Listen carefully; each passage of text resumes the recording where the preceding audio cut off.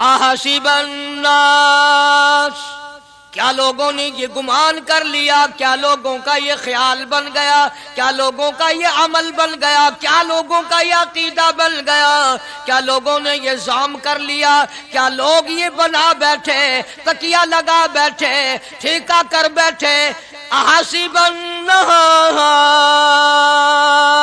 سپارے سورۃ عنکبوت کی ابتدائی آیات ہیں۔ پروردگار عالم نے سارے کلام پاک میں اپنی توحید، وحدانیت، خدا کی ذات بے مثل بے مثال، اس کی ذات میں، اس کی صفات میں کوئی شریک نہیں، وہ ہمیشہ سے ہے اور ہمیشہ رہے گا، اس کی ذات کو بقا ہی بقا ہے، فنا نہیں۔ اسی نے اپنی قدرت کاملہ سے نظام کائنات کو پیدا فرمایا اور سارے عالم کے نظام کو وہ خود ہی چلاتا ہے، جدھر کی چاہے ہوا چلائے، جدھر کی چاہے دھوپ چھاؤں کا نظام بنائے۔ وہ کسی معاملے میں بھی کبھی بھی نہ کسی کا محتاج تھا اور نہ ہے۔ وہ چاہے تو راتوں رات فقیر کو تخت تاج دے کر کے تخت شہنشاہی پہ بٹھا دے، وہ اگر چاہے تو بادشاہ کو اٹھا کر پھانسی لگا دے، وہ چاہے تو ایک کو اتنا دے کہ سنبھالا نہ جائے، اور وہ چاہے تو ایک کو اتنا تنگ کر دے کہ بھوک کی وجہ سے موت آ جائے۔ بڑی بے نیاز ذات ہے اس مالک اور قدیر کی۔ نظام شمسی، نظام قمری، ستاروں کا نظام، آسمانوں کا نظام، دریاؤں اور سمندروں کا نظام، سارا وہ خود چلاتا ہے۔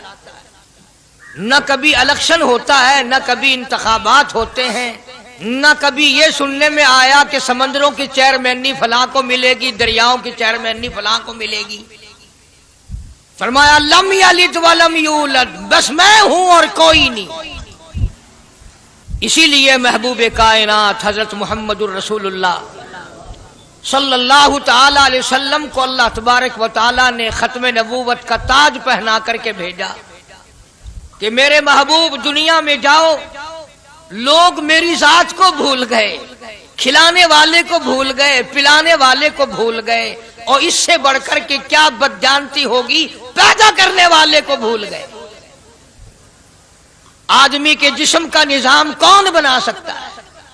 اب یہ آنکھ ہے، بظاہر آنکھ ہے، لیکن بجلی کی وائرنگ کی طرح آنکھ سے لے کر پاؤں کے تلی تک ایک نظام چل رہا ہے۔ کان کا نظام ہے، ناک کا نظام ہے، ہاتھ کا نظام ہے، پیر کا نظام ہے، دل اور دماغ کا نظام ہے۔ یہ ساری کی ساری چیزیں وہ نہیں بنا سکتا تو اور کون بنانے والا ہے؟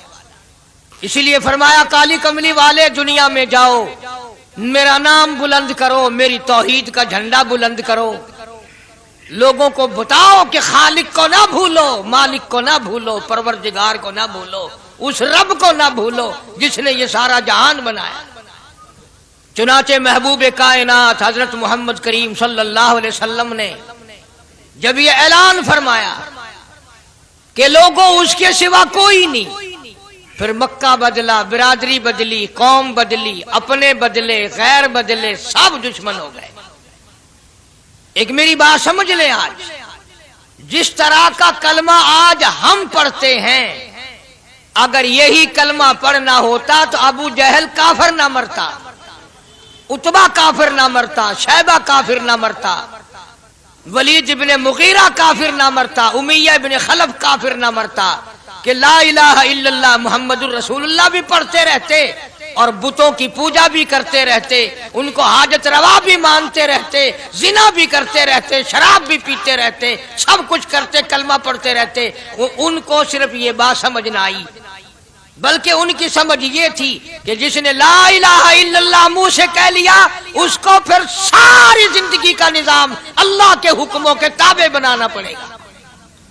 جس نے لا الہ الا اللہ پڑھا، پھر وہ اپنی مرضی سے کھا نہیں سکتا، جو چاہے کھائے، اس کو اختیار نہیں۔ جس نے یہ اقرار کر لیا کہ اللہ کے سوا کوئی معبود نہیں، وہ میرا رب ہے، وہ میرا پروردگار ہے، اب اس کو اختیار نہیں کہ وہ جو چاہے کھائے، بکری کھائے گا، گائے کا گوشت کھائے گا، بھینس کا گوشت کھائے گا، مرغی کا کھائے گا، کتا نہیں کھائے گا، سور نہیں کھائے گا، اسے خود اختیار نہیں ہے، جو چاہے کھائے۔ اسی طرح جس نے کلمہ پڑھا وہ پینے میں خود مختار نہیں کہ جو چاہے پیے، پانی پیے گا، سوڈا پیے گا، لسی پیے گا، شربت پیے گا، چائے پیے گا، شراب نہیں پیے گا، پیشاب نہیں پیے گا، حرام نہیں پیے گا، اختیار ختم۔ جب کھانے میں ہم مختار نہیں، اپنا اختیار نہیں رکھتے، پینے میں ہمیں اپنا اختیار نہیں، پہننے میں ہمیں اپنا اختیار نہیں، چلنے پھرنے میں ہمیں اپنا اختیار نہیں، اللہ کے حکموں کی تابع داری کرنی پڑے گی۔ آج یہی بات قرآن کریم نے تمہارے سامنے رکھی ہے۔ اور بھولے ہوئے مسلمانوں، خدا کا ہم پر کتنا بڑا کرم ہے کہ سفید داڑھی ہو جاتی ہے، قبر کے قریب ہو جاتے ہیں، اللہ پاک بار بار قرآن پھر سامنے لاتا ہے، اور مان جا، مان جا، اب بھی مان جا، اب بھی مان جا۔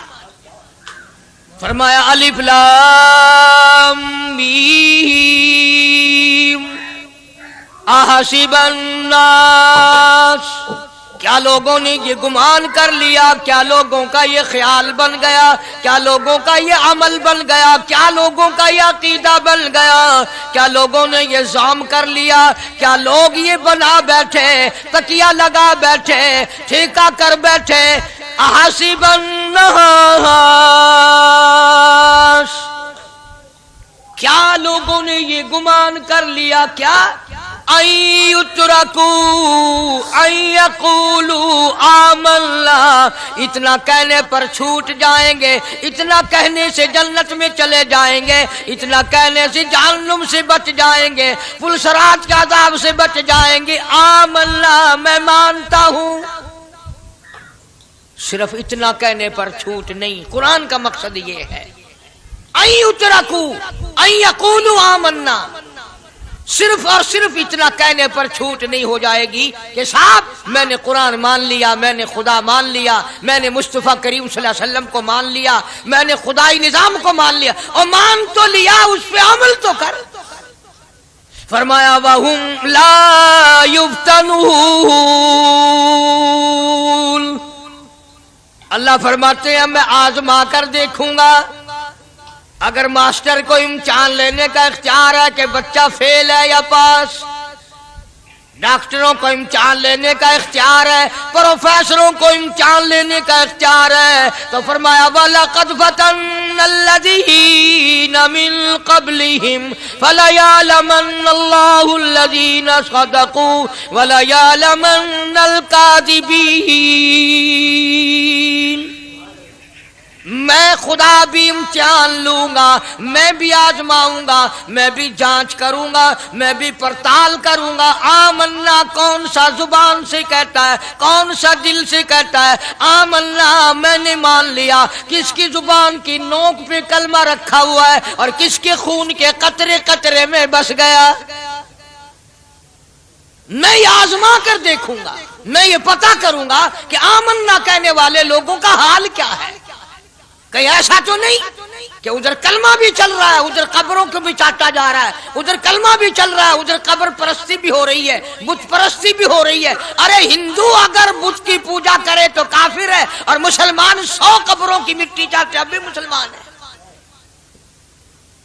جناب صحابہ کرام رضوان اللہ تعالی علیہم اجمعین کی جانثار جماعت، وفادار جماعت، نبی کے اشاروں پہ جان دینے والی جماعت، نبی کے سچے عاشق صحابہ کرام کی جماعت آئی، عرض کیا یا رسول اللہ صلی اللہ علیہ وسلم، ہم قیصر و کسریٰ کے دربار میں جاتے ہیں، بڑے بڑے بادشاہوں کے دربار میں جاتے ہیں، ہم دیکھتے ہیں ان کے لوگ کارندے اپنے بادشاہوں کو سجدہ کرتے ہیں، آپ امام الانبیاء، آپ رسولوں کے رسول، آپ نبیوں کے نبی، ساری کائنات کے سردار، اجازت دو ہم بھی آپ کو سجدہ کیا کریں، اجازت دیں آپ، ہم بھی آپ کو سجدہ کرنا چاہتے، ہمارا دل چاہتا ہے، آپ تو بادشاہوں کے بادشاہ ہیں۔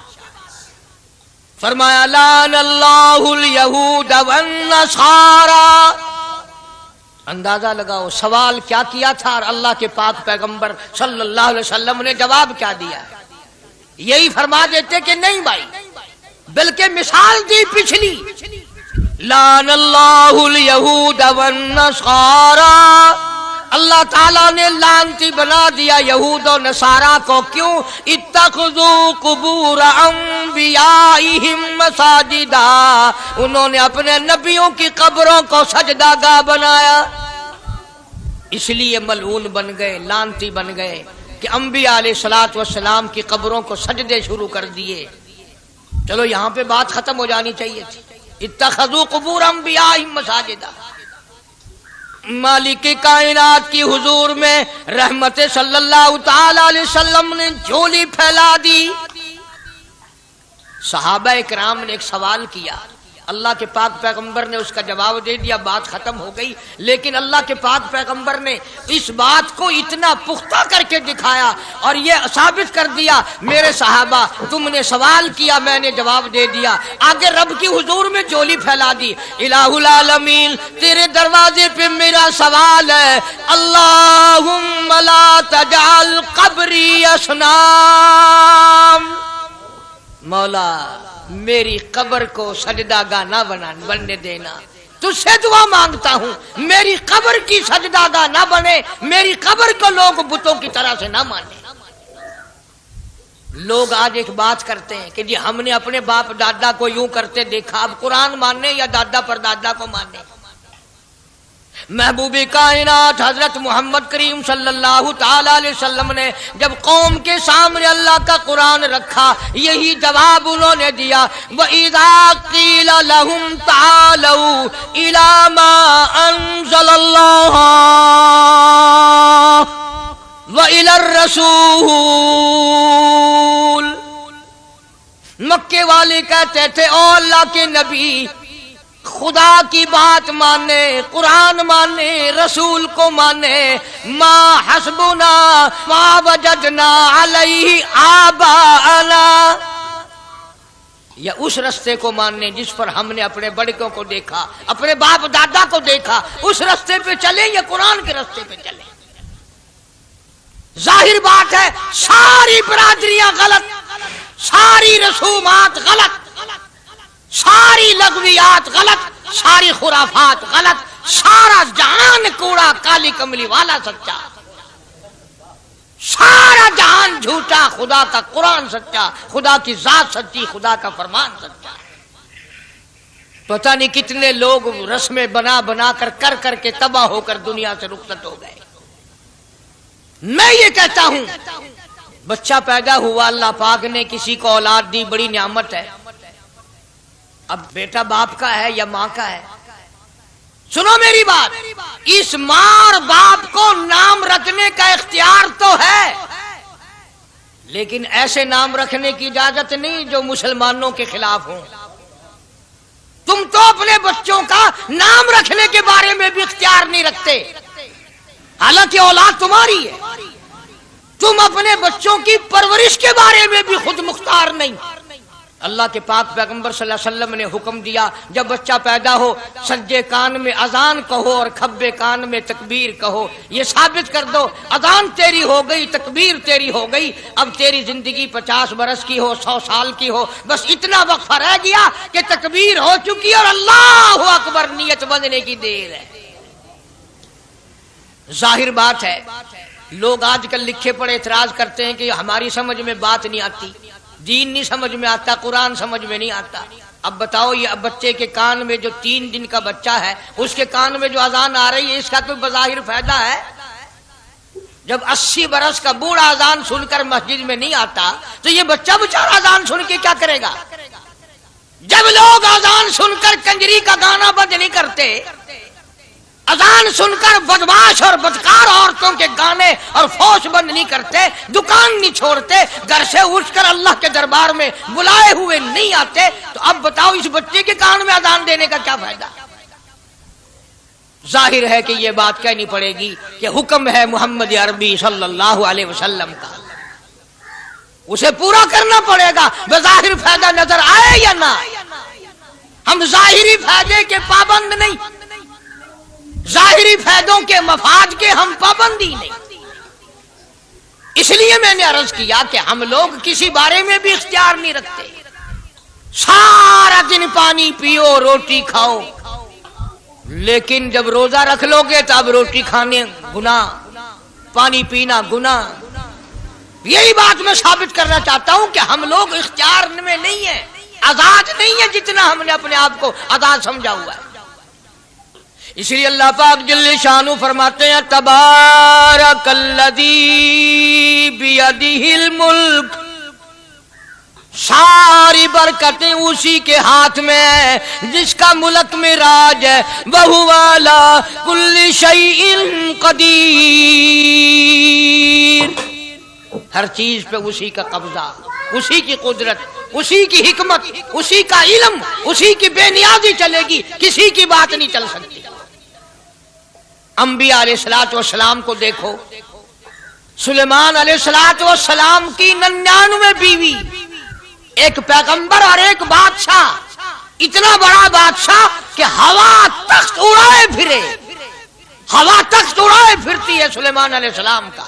सर पे ताजे नबूवत है, नीचे तख्ते शहनशाही है, हवा तख्त को उड़ाती है। जहां सुलेमान अलैहिस्सलाम चाहते हैं हवा उतार देती है, और जहां चाहते हैं हवा उड़ा कर ले जाती है। और पानी का पता लगाने के लिए परिंदे मौजूद हैं, जिन ताबे, इंसान ताबे, परिंदे ताबे, चरिंदे ताबे। मकाम इतना ऊंचा, बादशाहत भी दे दी, नबूवत भी दे दी, पैगंबरी भी दे दी, और इतनी बड़ी अजमत भी दे दी। और हाल ये है कि 99 बीवियों में से एक उंगल का बच्चा पैदा नहीं हुआ। देखिए उसकी बेनियाजी। बादशाह मैंने तुझे बना दिया, नबी मैंने तुझे बना दिया, हवा तख्त तेरा उड़ाए उड़ाए फिरेगी, पूरी दुनिया में तू फिरेगा। बादशाह तेरी, नबूवत तेरी, रसालत मैंने तुझको दे दी, पैगंबरी मैंने तुझको दे दी, जा मेरी मर्जी औलाद नहीं देता। 99 बीवी। तुम्हारा कईयों का दिल तो कर रहा होगा हम भी उस जमाने में पैदा होते तो कम से कम बीवियों का एक लश्कर तो होता। लू कर देखो, शाम को पता लग वैसे घड़ी का क्या टाइम है, जहाँ को शौक होवे कट गिनने। बड़ा मुश्किल मकाम है, दौड़ते करके इस जमाने में जन्नत में जाए बड़ा मुश्किल। अल्लाह के पाक पैगंबर सल्लल्लाहु ताला अलैहि वसल्लम का आखिरी वक्त है, मर्जुल मौत है, आखिरी दिन है, आखिरी बीमारी है, मौत बिल्कुल करीब है। जनाब सफिया रज़ी अल्लाह ताला अन्हा को बुलाया, जनाब सौदा रज़ी अल्लाह ताला अन्हा को बुलाया, उम्मे हबीबा रज़ी अल्लाह ताला अन्हा को बुलाया, हजरत हफ्सा रज़ी अल्लाह ताला अन्हा को बुलाया, हजरत ज़ैनब रज़ी अल्लाह ताला अन्हा को बुलाया, उम्मे हबीबा रज़ी अल्लाह ताला अन्हा को बुलाया। सारी घरवालियों को, हमारी माँ को बुलाकर अल्लाह का पाक पैगंबर फरमाते हैं, ओ मेरी घरवालियों, मेरा आखिरी वक्त करीब है, बीमारी बड़ी सख्त है, इजाजत दे दो मैं अपनी बीमारी के दिन आयशा के हुजरे में गुजार लूं। इमामुल अंबिया इजाजत ले रहे हैं, इजाजत ले रहे हैं। तुम नाराज घर बैठी रहो, मेरी बारी थी, मेरी बारी थी, सारी बारी आयशा के हुजरे में रख दी। कितना खुदा का खौफ है, किस कदर दिल में अल्लाह तबारक व तआला का डर है कि किसी हकदार के दिल में भी ये बात ना आ जाए कि मेरी बारी मारी गई। इमामुल अंबिया महबूबी किबरिया हजरत मोहम्मद मुस्तफा सल्लल्लाहु ताला अलैहि वसल्लम ने इजाजत ले ली, सारी हमारी माओ ने इजाजत दे दी। बीमारी के दिल ने, परेशानी के दिल ने, जहाँ आपको सहूलत हो हम बिल्कुल रजामंदी से इजाजत देते हैं। हुजरा ऐशा में क़याम फरमा लिया, नबी ने खुदा का खौफ दिखाया, नबी ने खुदा का डर दिखाया, नबी ने अपने दिल में डर फरमाया अल्लाह पाक को कुछ और मंजूर है। काली कमली वाले, ये जो हुजरा आयशा है, ये जो हुजरा आयशा है, जिस बिस्तर में तेरी साथ आयशा होती है, मुझे इस हुजरे से इतना प्यार है, इतना प्यार है, इसके मुकाबले की मेरे पास जन्नत भी मौजूद नहीं। इस हुजरे में क़याम फरमाओ, यही हुजरा सब कुछ बनेगा, सब कुछ यहीं से होगा।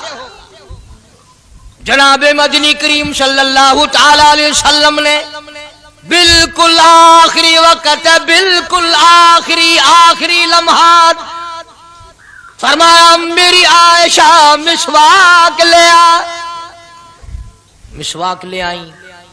فرمایا عائشہ، او میری عائشہ اس کو نرم کر دے، اس کو نرم کر دے.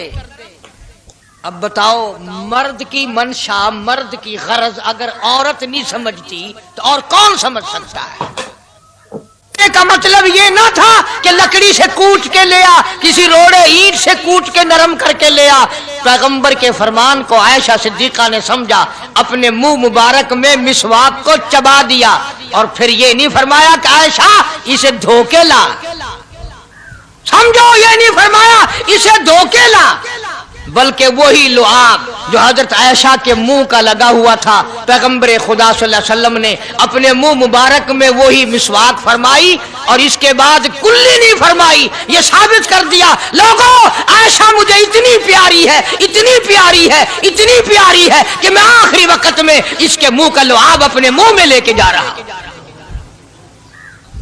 تمام چیزیں اللہ پاک خود کرا رہا ہے. اور ایک اور بات سمجھو، تمہاری بھی تمنا ہے، میری بھی تمنا ہے، ہر مسلمان کی تمنا ہے اللہ کرے آخری وقت اچھی جگہ آئے. سب کی تمنا ہے سجدے میں موت آئے. جو سا آدمی مسجد میں کبھی داخل نہیں ہوتا آرزو اس کی بھی ہے کہ سجدے میں موت آئے، ہمیں ساری عمر سجدہ نہ کرے. جو آدمی ساری زندگی خدا کے قرآن کو ہاتھ نہیں لگاتا، قرآن کو آنکھ سے دیکھتا نہیں، تمنا اس کی بھی ہے کہ میری موت قرآن پڑھتے ہوئے کی آئے. سب کی تمنا ہے کہ میری اچھی جگہ موت آئے، کعبۃ اللہ میں موت آئے، مدینہ پاک میں موت آئے، مسجد میں موت آئے، وضو کر کے موت آئے، اللہ کے حضور میں سجدہ ریز ہوں جب موت آئے.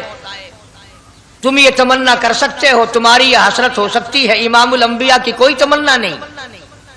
کالی کملی والے کی بھی تو تمنا ہوگی، یا اللہ سب سے اچھی جگہ میری موت آئے.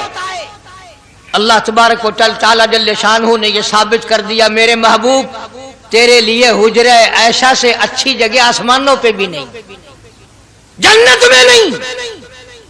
یہ جو عائشہ کا حجرہ ہے جہاں جبریل کے سلام آتے ہیں، جہاں خدا کا قرآن نازل ہوتا ہے، اس سے اچھا کوئی ٹھکانہ نہیں. اور ایک اور بات سمجھو، آج کل بھی تجربہ کر لیں، باپ سے دھی کو بڑا پیار ہوتا ہے اور باپ کو بھی اپنی بیٹی سے بڑا پیار ہوتا ہے. یوں ہی اگر منہ بنا دے بیٹی ابا کے سامنے اور اتنا سا لفظ کہہ دے ابا رونے کی شکل بنا کر، خدا گواہ باپ کا کلیجہ پھٹ جاتا ہے. کیا ہوا بیٹی دیے کیے؟ وہ چپ کر ویندی 10 مہینوں ہویا کیے. چین نہیں آتا جب تک دھی سے پوچھ نہ لے. آخری وقت ہے پیغمبر خدا صلی اللہ علیہ وسلم کا، اور حضرت فاطمہ الزہرا رضی اللہ تعالیٰ عنہ اور عائشہ صدیقہ رضی اللہ تعالیٰ عنہ دونوں موجود ہیں. اور لوگوں آج ہمیں باپ کو دنیا سے جاتا ہوا بیٹی دیکھ کر گوارا نہیں کر سکتی، تو فاطمہ الزہرا جس کا ابا کالی کملی والا ہو کیسے گوارا کرتی؟ خود حضرت علی فرماتے ہیں رضی اللہ تعالیٰ عنہ کہ پیغمبر کی وفات کے بعد 6 مہینے فاطمہ الزہرا زندہ رہی، کسی نے ہنستی ہوئی نہیں دیکھی. خود حضرت علی گواہ ہے، فرماتے ہیں 6 مہینے میں کبھی پیٹ بھر کے نہیں کھایا، ہر وقت رویا کرتی تھی. کبھی کہتی تھی او لوگو تم نے کن ہاتھوں سے میرے ابا کی قبر پہ مٹی ڈالی، تم نے کن ہاتھوں سے شہنشاہ کائنات صلی اللہ تعالی علیہ وسلم کو قبر مبارک میں رکھ دیا. ثابت میں یہ کرنا چاہتا ہوں کہ میرا یہ عقیدہ ہے کہ جناب عائشہ صدیقہ رضی اللہ تعالی عنہا کی گود میں حضور کی وفات ہوئی. آپ کی وفات شریف حضرت عائشہ صدیقہ کی گود میں ہوئی. تو خداوند کریم نے جس نے ساری کائنات کا آپ کو سردار بنایا، رحمت للعالمین بنایا، ساقی کوثر بنایا، شافی محشر بنایا، تمام مسلمانوں کا پوری کائنات کے لیے رحمت بنا کر کے بھیجا، اللہ پاک نے سب سے اچھی جگہ حضرت عائشہ صدیقہ کی گود پسند آ گئی. اس لیے محمد عربی صلی اللہ تعالی علیہ وسلم نے ساری زندگی لا الہ الا اللہ محمد الرسول اللہ لوگوں تک پہنچانے کے لیے مار کھائی. آج ہم کلمہ بھی پڑھ رہے ہیں، جھوٹ بھی بول رہے ہیں، کلمہ بھی ہو رہا ہے، رشوت بھی چل رہی ہے، کلمہ بھی پڑھ رہے ہیں، لوگوں کی دھی بیٹیوں کے ساتھ بدکاری بھی ہو رہی ہے، کلمہ بھی چل رہا ہے، شراب بھی پی رہے ہیں، کلمہ بھی پڑھ رہے ہیں، سور بھی کھا رہے ہیں۔ بتاؤ یہ کیا کلمہ ہے؟ کس کام آئے گا کلمہ؟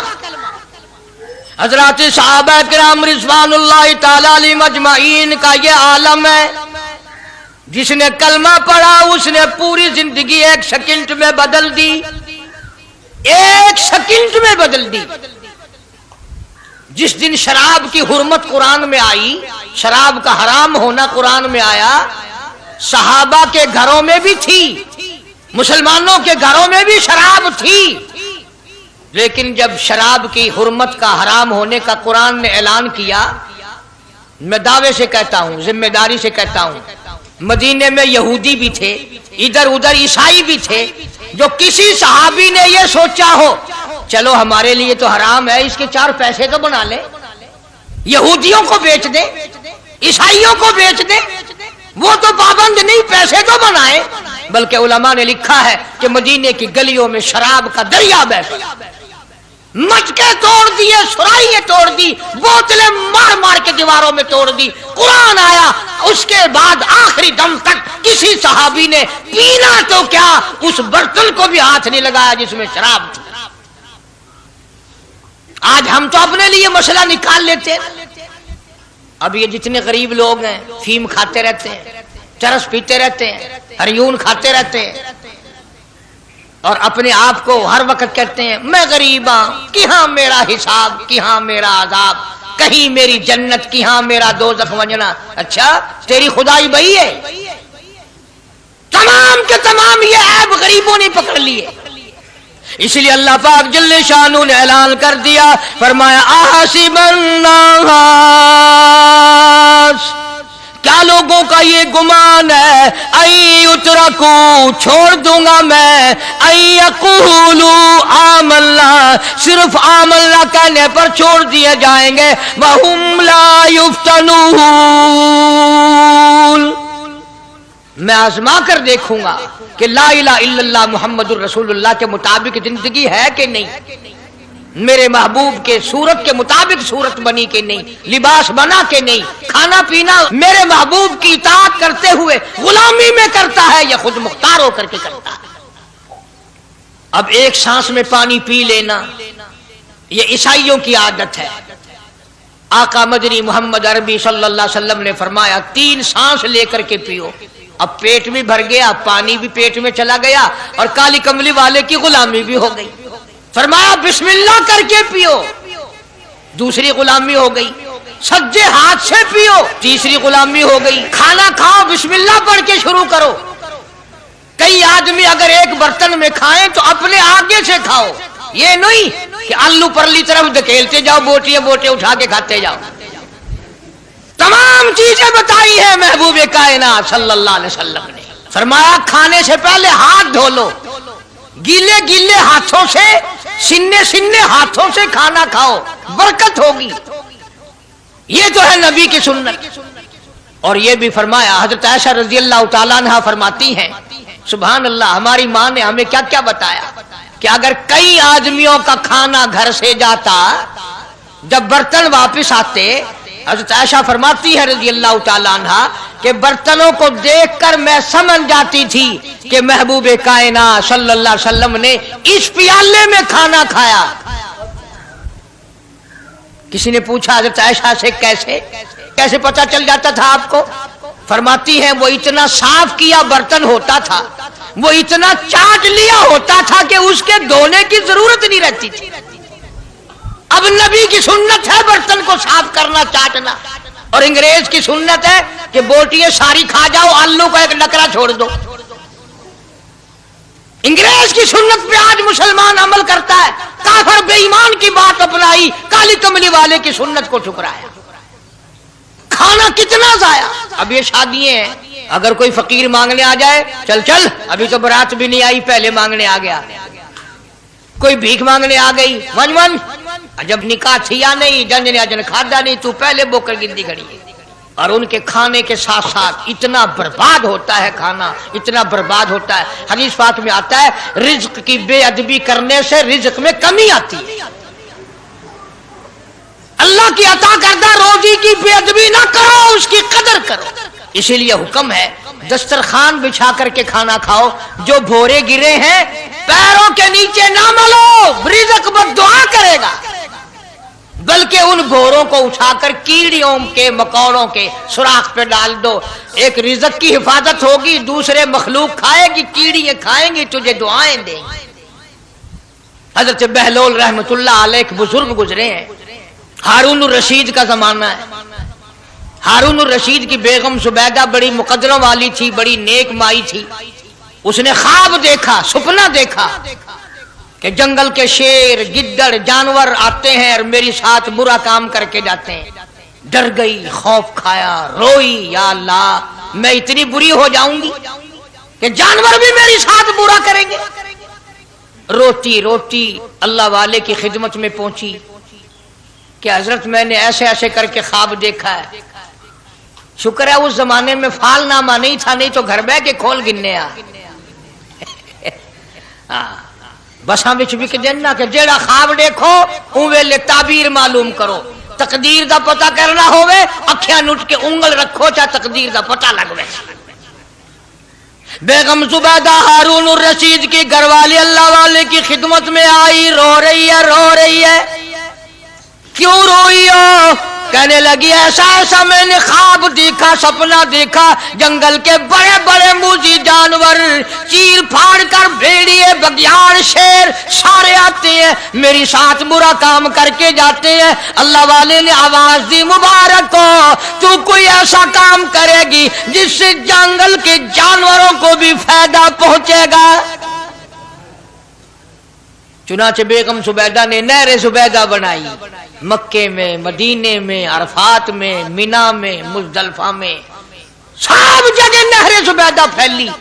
کروڑوں انسانوں نے پانی پیا، پرندوں نے، چرندوں نے، درندوں نے پانی پیا۔ تو بیگم زبیدہ ہارون الرشید کی گھر والی حضرت بہلول کے پاس چلی گئی، دریا کے کنارے بیٹھا تھا اللہ والا۔ دیکھو لوگ ہمیں کہتے ہیں کہ یہ ولیوں کو نہیں مانتے، وہ بدبختوں ولیوں کو تو مانتے ہیں، ٹھگوں کو نہیں مانتے، ڈاکوؤں کو نہیں مانتے۔ کون کہتا ولیوں کو نہیں مانتے؟ ہم اس کو نہیں مانتے، نہ داڑھی نہ مونچھ، صفا بالکل گونگلو بنا ہوا جڑا ہوئے نا، نہ نیتی نہ قضا کیتی، سانو اے پیروارا نہیں کھاندا۔ جو نماز نہ پڑھے، جس کی شکل محمد کریم صلی اللہ علیہ وسلم جیسی نہیں، جس کی شکل صدیق سے نہ ملے، جس کی شکل علی مرتضیٰ سے نہ ملے، جس کی شکل حسین سے نہ ملے، جس کی شکل سید عبد القادر جیلانی سے ملے، وہ چمچیر تھی سکتا ہے، پیر نہیں تھی سکتا، وہ چمچیر ہے۔ زبیدہ گئی، بہلول سے پوچھا کیا کر رہے ہو؟ انہوں نے کہا جنت بیچ رہا ہوں، بہشت بیچ رہا ہوں۔ انہوں نے کہا کتنے کی؟ کہ 500۔ زبیدہ نے 500 دے دیے، بہلول نے لیے اور دریا میں پھینک دیے۔ زبیدہ کہنے لگی ہائے ہائے ہائے ہائے۔ انہوں نے کہا کیوں؟ پیسے دریا میں پھینک دیے، نہ تیرے کام آئے، نہ میرے، نہ کسی کے کام آئے۔ اس نے کہا وپار کی بات ہے، کاروبار ہے، میرا مال ہے، تیرا تو نہیں۔ جنت تیری ہو گئی، وڈی میری ہو گئی، میری وردی۔ احترام تھا، لوگ بکواس نہیں کیا کرتے تھے اس زمانے میں۔ آج کل تو اولاد ماں باپ سے حیا نہیں کرتی، عورت خامن سے حیا نہیں کرتی، شاگرد استاد کا حیا نہیں کرتا، مرید اپنے پیر کا حیا نہیں کرتا۔ چلی گئی، جا کے سو گئی، خواب میں دیکھا کہ بہت اعلیٰ درجے کا گلشن ہے، باغیچہ ہے، شاندار محل ہے۔ پوچھا یہ کیا چیز ہے؟ جواب ملا یہ تیری خریدی ہوئی جنت ہے۔ اگلے دن پھر پہنچی، بہلول وہیں بیٹھے ہیں۔ پوچھا کیا کر رہے ہو؟ کہ جنت بیچ رہا ہوں۔ کتنے کی؟ کہ 5000 کی۔ انہوں نے کہا توبہ توبہ، اتنا مہنگا ہو گیا ایک دن میں۔ انہوں نے پوچھا بہلول منڈی میں مال نہیں رہا یا خریدار زیادہ آ گئے؟ بھی مہنگا ہونے کی دو ہی صورتیں ہیں نا، یا مال مکون جائے یا خریدار ڈھیر آ جائے، یا مال ختم ہو جائے یا خریدار زیادہ آ جائے۔ انہوں نے کہا بہلول بہت مہنگی ہو گئی ایک رات میں جنت۔ انہوں نے کہا زبیدہ کل میری زبان پہ یقین کر کے خریدی تھی، آج جنت دیکھ کے آئی ہے۔ کل میری زبان پہ یقین کیا تھا، آج آنکھوں سے دیکھ کر آئی ہے، آنکھوں کے دیکھنے نے مہنگا کر دیا۔ اس نے پھر بھی یہ نہیں سوچا کہ چلو کل خرید تو لی ہے، زیادہ جنت کو آپ کیا کریں گے، کرائے پہ تھوڑی دینی ہے جنت، کچھ تو ساڑھے بھی ہو گیا نا، تو آخیا چل جتنی مرضی آوے مہنگی کرا سا، تو اپنی گدی کھڑے ہیں، جتنی مرضی آوے مہنگی کر دو۔ زبیدہ نے 5000 دیے اور اس کے حوالے کر دیے، بہلول نے لے کر پھر دریا میں پھینک دیے۔ پھر زبیدہ کو تکلیف ہوئی، اس نے کہا یہ کیا کیا تم نے؟ فرمایا کملی تجھے پتہ نہیں، اس اگلے علاقے میں قحط پڑا ہوا ہے، لوگ مرد عورت بچے بھوکے مر رہے ہیں، بھوکے مر رہے ہیں لوگ، میں جو یہ پیسے پھینکتا ہوں مچھلیاں اپنے منہ میں لے کر پانی کے بہاؤ کے ساتھ ساتھ چلتی ہیں، آگے بھوکے لوگوں نے کانٹے لگا رکھے ہیں، جال لگائے ہوئے ہیں، وہ مچھلیاں پکڑ لیتے ہیں، ان کا جب پیٹ چاک کرتے ہیں اندر سے آٹے کے پیسے نکل آتے ہیں، وہ بھوکے روٹی کھا کر تجھے بھی دعا دیتے ہیں، مجھے بھی دعا کرتے ہیں۔ مخلوق کا بھلا منانا سب سے بڑی عبادت ہے۔ آج یہی چیز تو مسلمان سے چھوٹ گئی کہ وہ صرف اپنی پیٹ پرستی کرتا ہے، اپنی غرض پرستی کرتا ہے، اپنی نفس پرستی کرتا ہے، انسانیت کے مقام پر نہیں سوچتا کہ دوسرا بھی میرے جیسا انسان ہے، اس کے بھی پہلو میں دل ہے، اس کو بھی پیٹ لگا ہوا ہے، اس کے بھی بال بچے ہیں، اس کی مجبور اپنا سب کچھ سامنے ہے ہر آدمی۔ اس لیے قرآن کریم نے اعلان کر دیا کہ تم کلمہ پڑھ کے جنت کے ٹھیکیدار نہ بنو، جنت بڑی اوکھی ہے، جنت کی قیمت پوچھنی ہو بلال سے پوچھ کے آ، جنت کی قیمت زنیرہ سے پوچھ کے آ جس کی آنکھیں نکال دی گئی، ابو فقیہہ سے پوچھ کے آ جس کی پسلیاں توڑ دی گئی۔ اس لیے میں نے یہ عنوان عرض کر دیا کہ چھڑا کلمہ کافی نہیں، بلکہ کلمے والی زندگی بنانی پڑے گی، کلمے کے مطابق اپنے آپ کو چلانا پڑے گا، نماز آئے گی، روزہ آئے گا، زکوٰۃ آئے گی، حج آئے گا، شرک چھوڑنا پڑے گا، بدعت چھوڑنی پڑیں گی، لغویات اور بکواسات سے پرہیز کرنا پڑے گا، حرام کھانا نہیں چھوڑنا پڑے گا، حرام پینا چھوڑنا پڑے گا، حرام دیکھنے کی اجازت نہیں، حرام سننے کی اجازت نہیں، حرام پکڑنے کی اجازت نہیں۔ اس لیے اللہ تبارک و تعالیٰ قرآن کریم میں اعلان کرتے ہیں کہ میں بھی تو دیکھتا ہوں کہ کلمہ اس نے زبان کی نوک سے پڑھا یا دل سے پڑھا، اگر دل سے پڑھا تو یہ ساری چیزوں کی پرہیزگاری کرے گا، مانے گا، ہدایت یافتہ بن کر کے جائے گا۔ جس چیز سے پیار ہوتا ہے، جس چیز سے محبت ہوتی ہے، یا یوں کہو جس آدمی سے محبت ہوتی ہے اس کی ہر چیز سے پیار ہوتا ہے۔ یہ ممکن نہیں کہ ایک آدمی یہ کہے کہ تیری شکل سے تو مجھے پیار ہے پر تیری آنکھوں سے بڑی نفرت ہے، اس کے انگ انگ سے محبت ہوتی ہے، حتیٰ کہ اس کے کپڑوں سے بھی پیار ہوتا ہے، اس کی آل اولاد سے بھی انس اور محبت ہوتی ہے۔ وہ کہتے ہیں نا مکاں کو ہے زینت مکیں کے قدم سے، ظرف کی قیمت جو ہے وہ مظروف کی وجہ سے بنتی ہے۔ اب دنیا میں اسلام اور ایمان کی بنیاد یہی چیز بنے گی کہ جیسے کہ حضور کریم صلی اللہ علیہ وسلم کی ذات اقدس سے محبت ہے، پیار ہے، عظمت ہے، تعلق ہے، اسی طرح سے صحابہ کرام ہو یا نبی کا خاندان ہو یا نبی کا مکان ہو یا نبی کا لایا ہوا دین ہو، ہر چیز سے پیار ہونا چاہیے۔ یہ نہیں کہ حضور کریم صلی اللہ علیہ وسلم کی ذات اقدس سے تو محبت ہو، پیار ہو، تعلق ہو اور آپ کے نظام سے نفرت ہو، پھر مسلمانی نہیں۔ خاندان نبوت سے بھی پیار کرنا پڑے گا اور ہونا چاہیے۔ اسی لیے میری ایک بات دل کی تختی پہ لکھ کے لے جاؤ کہ ہمارے نبی کی بات بھی نرالی اور ہمارے نبی کی جماعت بھی نرالی، ہمارے نبی کی ذات بھی نرالی، شان بھی نرالی، شہر بھی نرالا، ملک بھی نرالا۔ کیا چیز عرض کر کے میں آپ کو سمجھاؤں؟ اللہ پاک کو کیا ضرورت پڑی تھی مکے مدینے کی گلیوں کی قسم کھانے کی؟ خدا کو شوق چڑھا کہ پتھروں کی قسم کھانا؟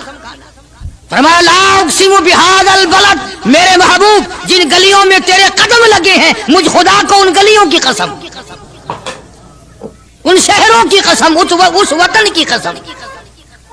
انناس وہاں نہیں پیدا ہوتا، سیب وہاں نہیں پیدا ہوتا، انگور وہاں نہیں پیدا ہوتا، غلہ کھانے پینے کا سامان وہاں کچھ نہیں پیدا ہوتا، ہے پہاڑ اور پہاڑ بھی خشک، لیکن محبوب جہاں رہتا ہو اس کی ہر چیز سے پیار ہوتا ہے۔ یہ مثال دینی تو نہیں چاہیے، ویسے سمجھانے کے لیے کہتا ہوں۔ مجنو کو ایک اونٹ والا آدمی مل گیا، اس نے مجنو نے پوچھا کہ تو کہاں چلا ہے؟ تو مشہور تو تھا ہی، لوگ جانتے تھے کہ یہ مجنون ہے، کہ لیلا کے شہر چلاؤں کہ میرا سلام کہیو بہت بہت، کہ اچھی بات۔ آدھا میل وہ اونٹ والا چلا، پھر دوڑ کے بھاگ کے اسے رلا، کہنے لگا میرا پیغام یاد ہے؟ کہ ہاں یاد ہے، کہ زور زور سے سلام کہنا۔ آدھا میل 1 میل پھر چلا وہ اونٹ والا، پھر دوڑ کے مل گیا، حتیٰ کہ اس شہر میں ہی پہنچ گیا جہاں اس نے جانا تھا۔ اونٹ والا کہنے لگا رے میرا سر کھاتے کھاتے تو نے یہ وقت کر دیا، تو خود ہی جا کے سلام کہہ لے، اب تو شہر وہی آ گیا، میں کیا کہوں گا۔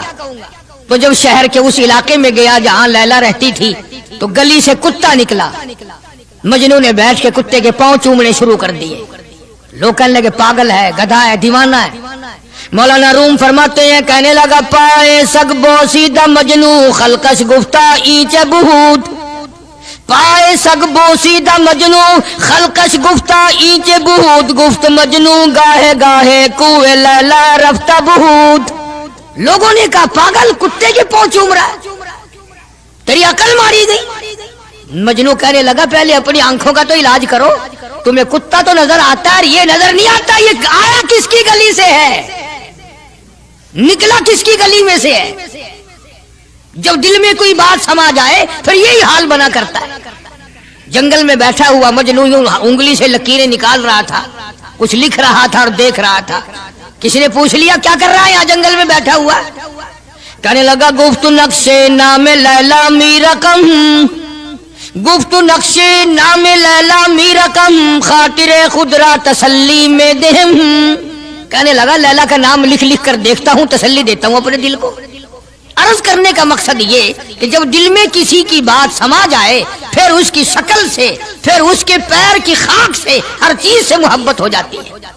تو مسلمان جب کلمہ پڑھتا ہے لا الہ الا اللہ محمد الرسول اللہ صلی اللہ تعالی علیہ وسلم، تو اللہ پاک نے جس نبی کی محبت دلوں میں ڈالی ہے اس کی ہر چیز سے پھر پیار ہونا چاہیے۔ اب جو جماعت نبی کے ساتھ ساری زندگی رہی ہو، آخری وقت تک جس جماعت نے سرکار دو عالم صلی اللہ علیہ وسلم کا ساتھ دیا ہو، وہ جماعت کتنی ممتاز ہوگی، وہ کتنی شان والی جماعت ہوگی کہ معمولی لوگ تو نہیں ہے، اور ان کی بڑی خصوصیات ہیں۔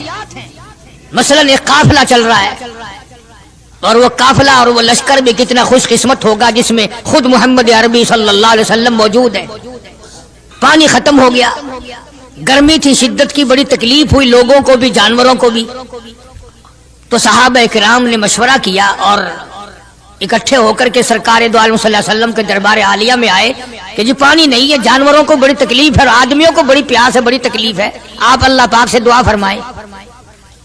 جناب سرکار مدینہ صلی اللہ علیہ وسلم نے دعا فرمائی۔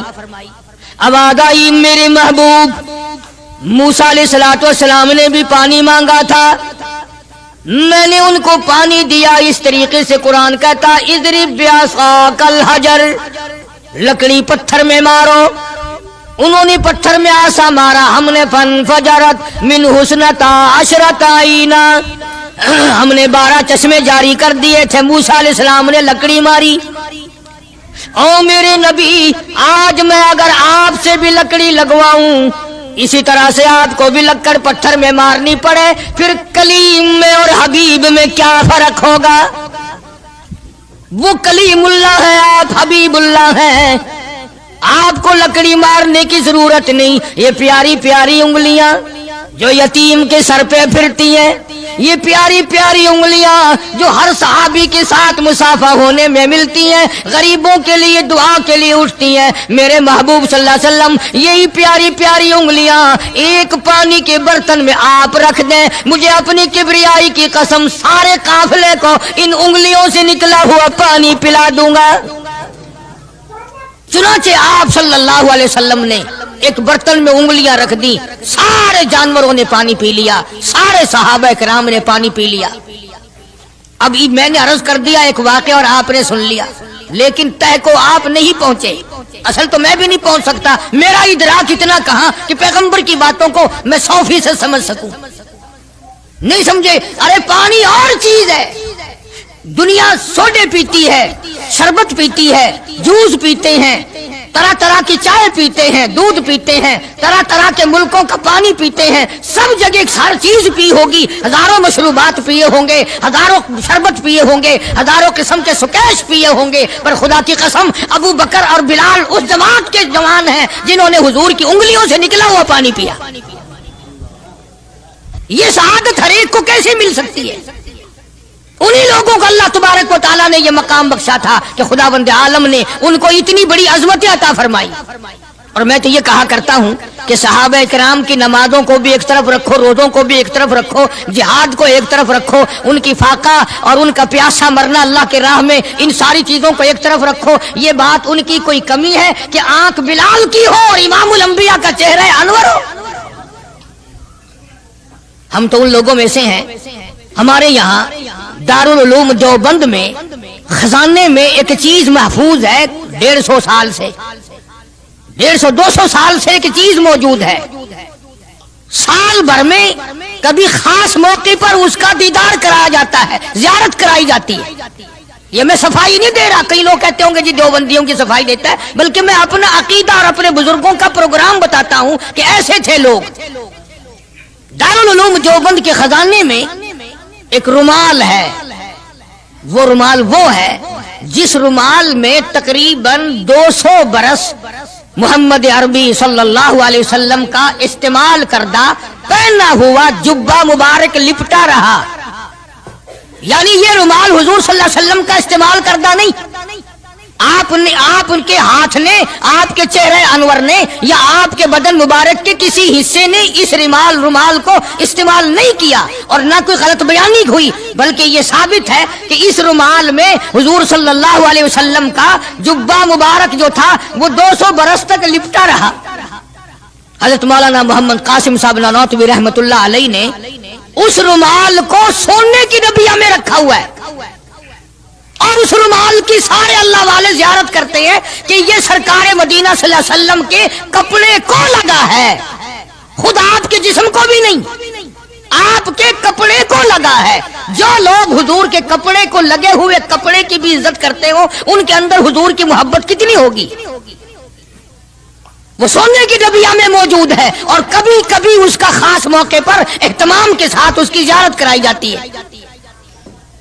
नाम पता बताने की मुझे इजाजत नहीं है। यहाँ पाकिस्तान में एक जगह है, वहां पर हुजूर करीम सल्लल्लाहु अलैहि वसल्लम की रीश मुबारक, आपकी दाढ़ी मुबारक का एक बाल सोने की डबिया के अंदर और डबिया और फिर उसमें बड़ा कुछ इतर वगैरह उसमें वो संभाल के रखा हुआ है और एक बाल मुबारक में से 2-3 शाखें और निकली हुई हैं।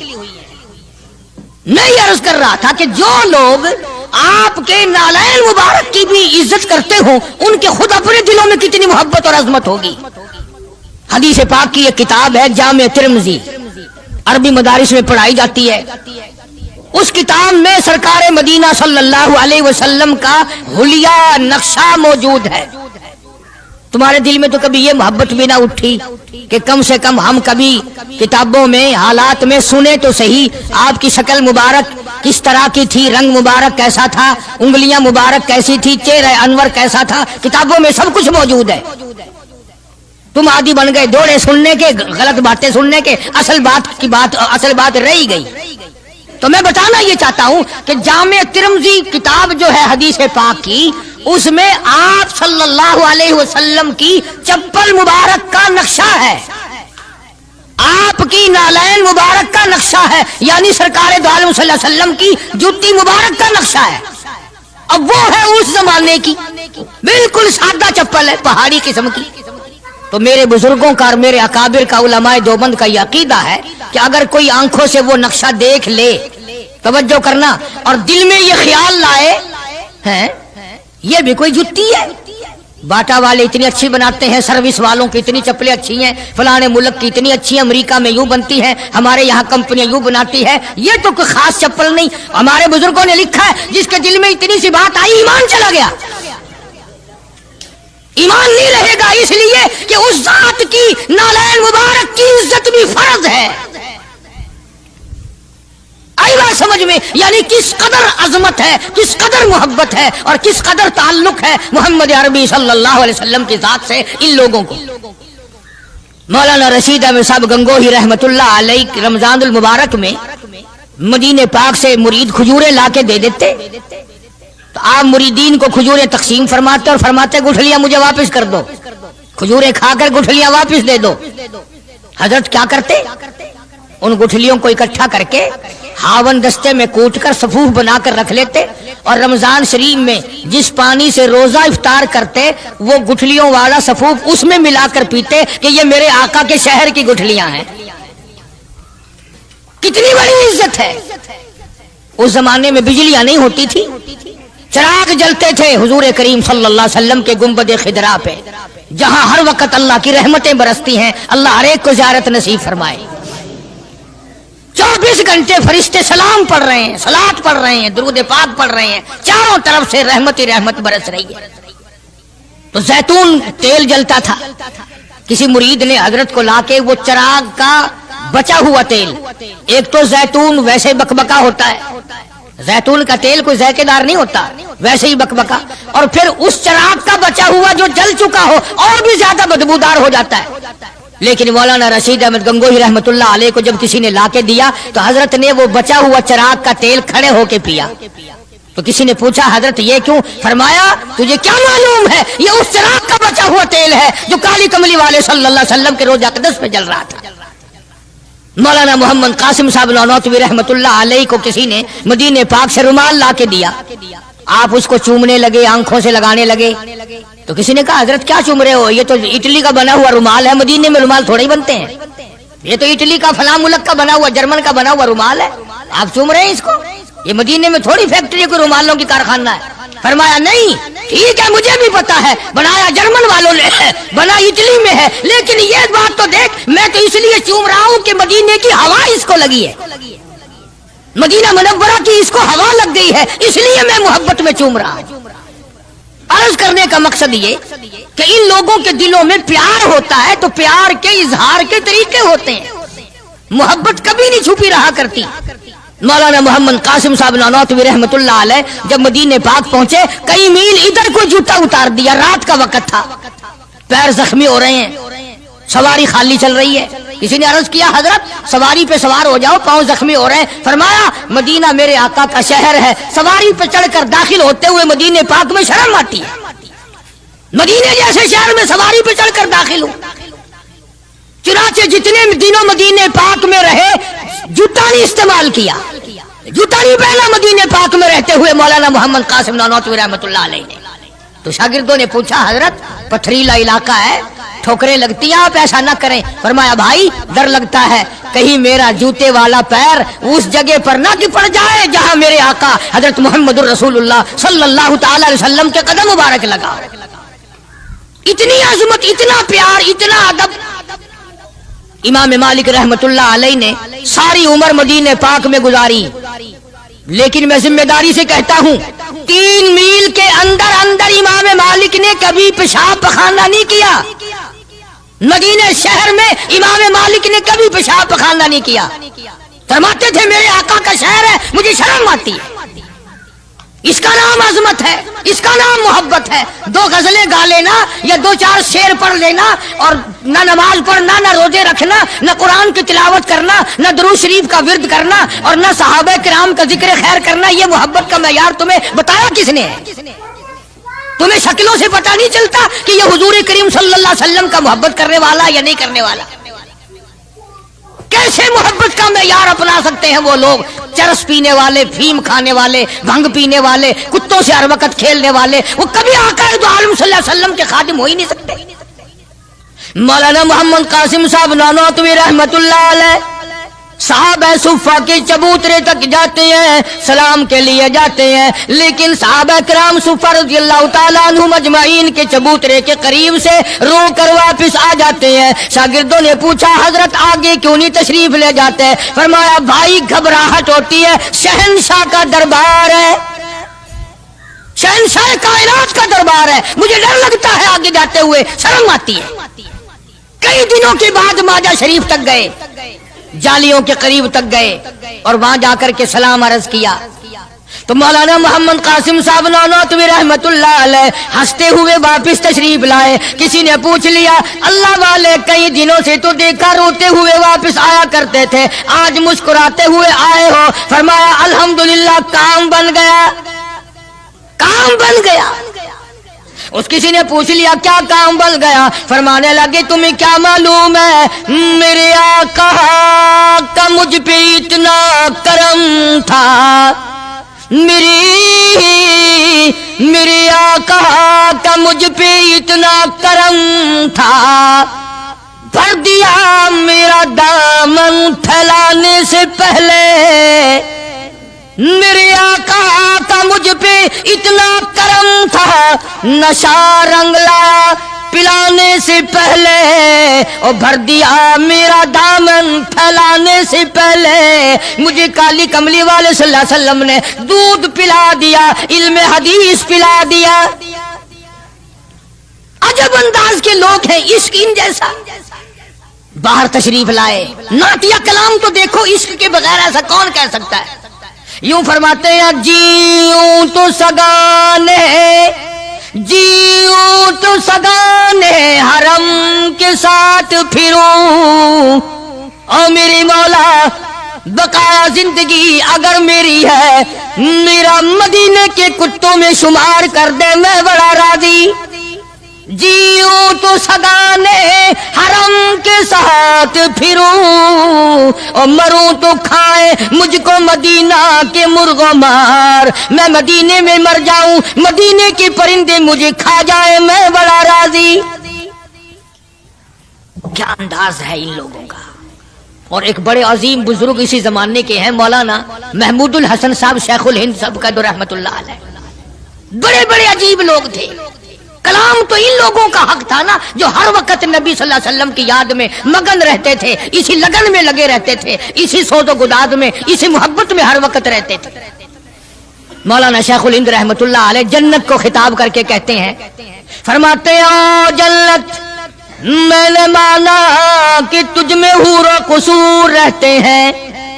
او جنت میں نے مانا کہ تجھ میں حور و قصور رہتے ہیں, اور یہ بھی میں نے مانا کہ ضرور رہتے ہیں.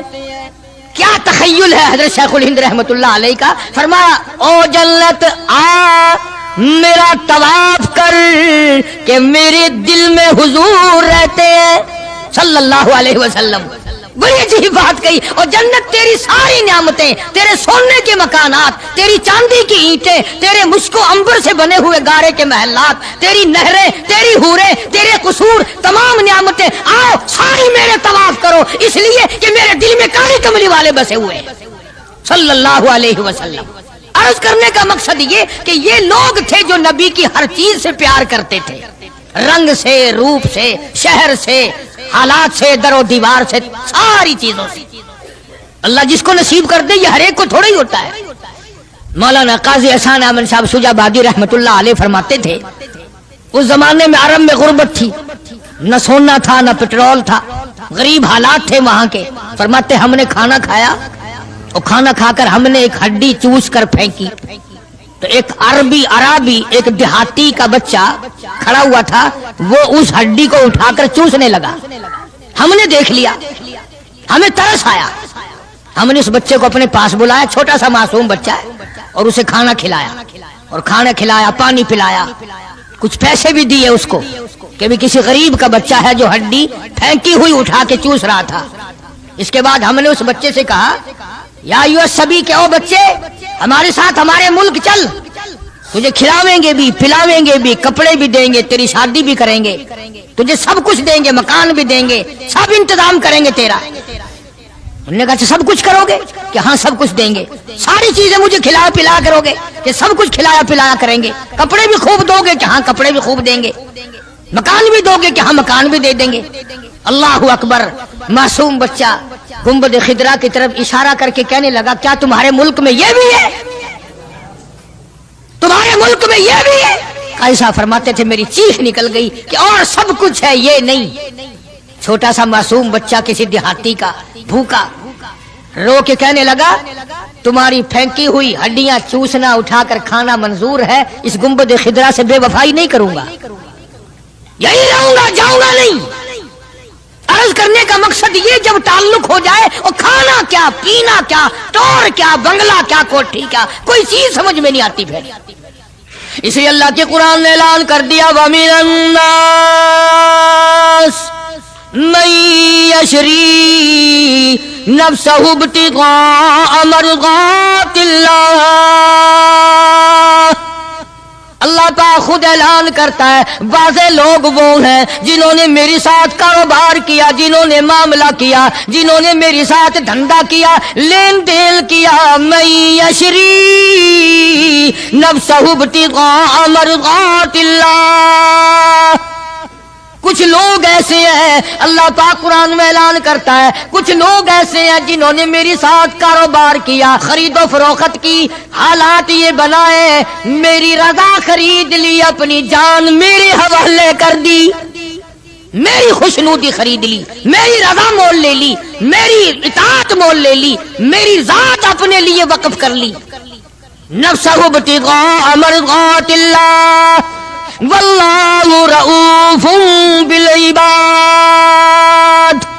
ایسے لوگوں کے لیے میری شفقتیں ہیں، ایسے لوگوں کے لیے میری مہربانیاں ہیں، ایسے لوگوں کے لیے میرا لطف اور کرم ہے، میری عطا اور بندہ نوازی ایسے لوگوں کے لیے ہیں جو میری ساتھ کاروبار کریں، جان مجھ ہے تو میری دی ہوئی لیکن وہ میرے حوالے کر دیں، میں جب اسلام ایمان قرآن کے لیے چاہوں ان کی جان کو لے کر استعمال کر سکتا ہوں۔